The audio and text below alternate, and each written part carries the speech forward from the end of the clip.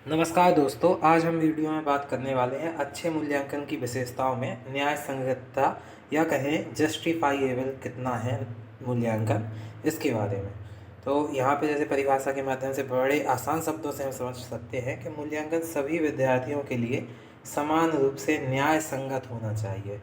अर्थात सभी विद्यार्थियों के लिए न्याय संगत, इसका अर्थ है कि जो विद्यार्थी है, जितने भी विद्यार्थी हैं सभी के लिए न्याय संगत। ऐसा ना हो कि कोई विद्यार्थी ने किसी चैप्टर को पढ़ा ही नहीं और उससे वह चैप्टर ही पूछा जाए, या किसी का बेसिक स्तर उतना है ही नहीं और उससे उतने उच्च लेवल के सवाल पूछ लिए जाएं।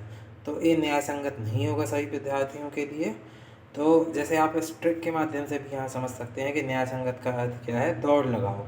अब दौड़ लगाओ से आप क्या समझ सकते हैं कि जैसे हम सभी बच्चों से कहते दौड़ लगाओ, कोई बच्चा कमज़ोर हो सकता है, कोई बच्चा विकलांग हो सकता है और कोई बच्चा तंदुरुस्त हो सकता है। तो इसमें ये जानना ज़रूरी है कि सभी के लिए एक जैसा परीक्षा, जैसे हमने बोला दौड़ लगाओ, तो वह न्याय संगत नहीं, क्योंकि विकलांग के लिए तो बिल्कुल भी न्याय संगत नहीं रहेगी।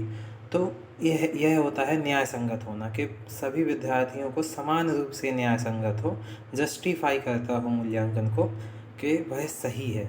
और इसे हम और आगे पढ़ें तो यहाँ ये भी लिखा है कि अतः यह भी अपेक्षित है कि विद्यार्थी को पता हो कि उनका मूल्यांकन कैसे होना है।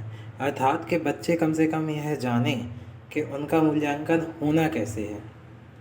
तो ये बहुत बड़ा ज़रूरी होता है न्याय संगत होने के लिए कि बच्चे को कम से कम पता हो कि कौन सी यूनिट आनी है, क्या होना है, कम से कम है।